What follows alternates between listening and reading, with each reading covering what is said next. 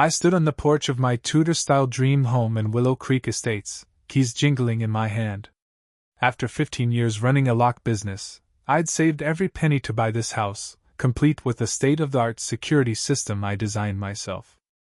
The oak floors gleamed, and the vaulted ceilings soared as I whispered, "Home sweet home." But my joy was short-lived. Within hours, the HOA president, Karen Mitchell, knocked on my door, demanding copies of all my keys for emergency access. Her smile was sharp, her tone non-negotiable. I refused, citing privacy and my expertise in security. That's when the nightmare began. Karen's demeanor shifted instantly. "It's in the bylaws, Mr. James Carter," she snapped, clutching her clipboard. "All residents provide keys for safety." I asked to see the HOA documents, but her eyes narrowed. "You have 7 days to comply." As she left, her son, Ethan, a cocky college kid, pulled into their driveway across the street, eyeing my house with unsettling interest. That night, I scoured the HOA covenant. Nothing about mandatory key surrender. My gut screamed this was wrong. By morning, a neon yellow violation notice was taped to my door, $50 daily fines for noncompliance. Anger surged.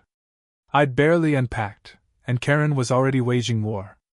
My neighbor, Tom, a grizzled retiree, warned me over coffee. "Karen runs this place like a dictator. Most folks give in to avoid her wrath." But I wasn't like most folks. I'd seen too many break-ins in my career to hand over my keys. The harassment escalated. Day 3, my mailbox was smashed. Day 5, my tires slashed. My doorbell camera caught Ethan lurking at midnight, studying my locks. I called a lawyer friend, Sarah, who confirmed the key demand was illegal. Armed with this, I wrote Karen a letter citing state privacy laws and slipped it into her mailbox. Her response? A smug stroll by my house, cooing, "Willow Creek used to be safe before people ignored rules." The threat was clear. A week later, 3 HOA board members showed up, nervous but loyal to Karen. "Your accusations against our president are baseless," one stammered. I laid out my evidence, the bylaws, state laws, and Karen's harassment. They squirmed when I asked why keys were needed. "It's tradition," the treasurer mumbled. "Tradition?" That night, my elderly neighbor, Evelyn, whispered a chilling story. "The Browns refused keys last year.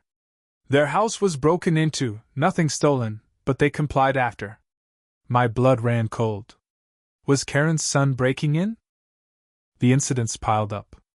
Broken garden lights, a spray-painted camera, and fines now at $100 a day. The police brushed me off. No proof, no case. My business suffered as I missed client meetings, consumed by this fight.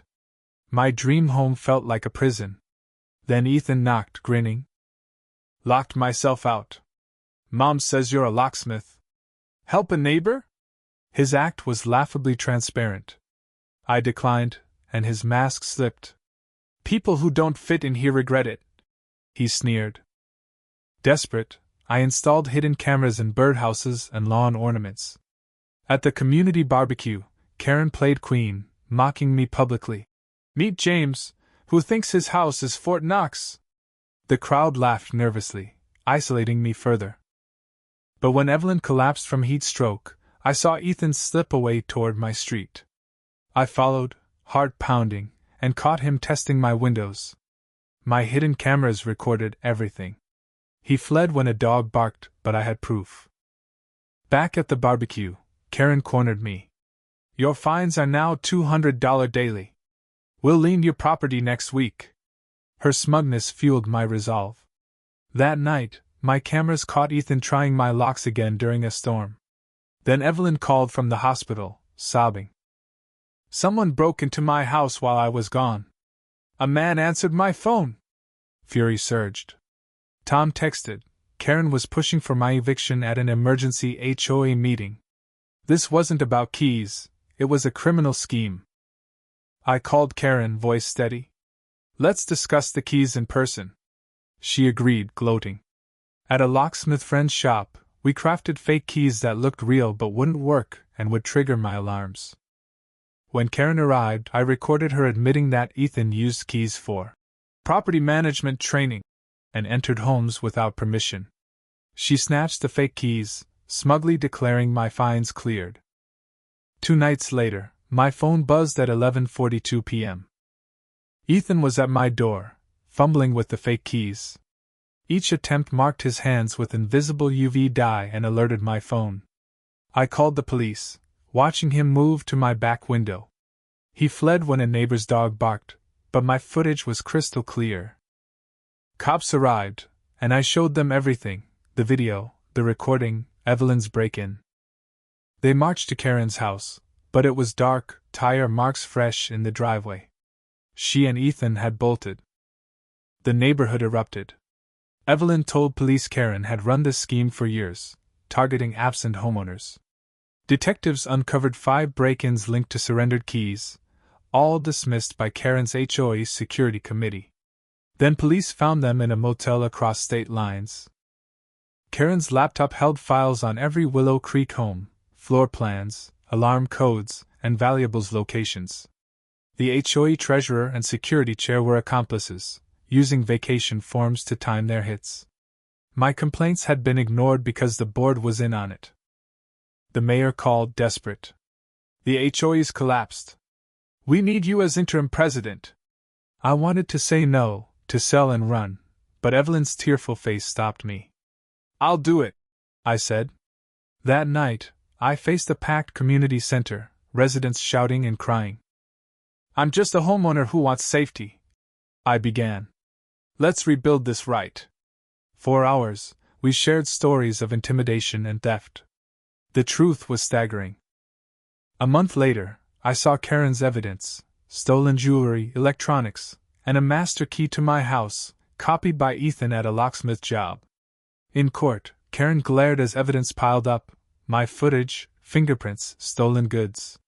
She and Ethan took plea deals, 15 and 10 years, with restitution ordered. Our new HOA met in my backyard, voting unanimously to ban key demands. We replaced fines with neighborly help. When Evelyn needed a new roof, we raised funds. My dream home finally felt like home. 6 months later, Willow Creek thrives. A free library sits by my porch, stocked with security books. Karen's house sold to a young couple, drawn by our community spirit. "Is it true one guy's stand over keys started this?" they asked. I smiled. Sometimes small choices change everything. Those fake keys now hang in our community center, beside a plaque saying no can unlock a better community. What would you have done in my shoes? Share your thoughts below. And tell us, where do you draw the line on trust in your neighborhood? Drop your comments to keep this conversation going. We want to hear your take.